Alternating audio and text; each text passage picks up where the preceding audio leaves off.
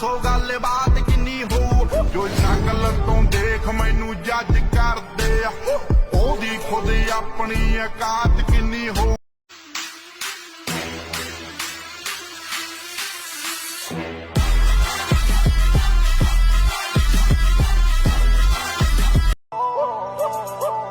ਲੋਕਾਂ ਦੀਆਂ ਰਹਿੰਦੇ ਜਿਹੜੇ ਗੱਲਾਂ ਮਾਰਦੇ ਆ, ਉਹਨਾਂ ਵਿੱਚ ਦੱਸੋ ਗੱਲਬਾਤ ਕਿੰਨੀ ਹੋਊ। ਜੋ ਸ਼ਕਲ ਤੋਂ ਦੇਖ ਮੈਨੂੰ ਜੱਜ ਕਰਦੇ ਆ, ਉਹਦੀ ਖੁਦ ਆਪਣੀ ਔਕਾਤ किन्नी हो।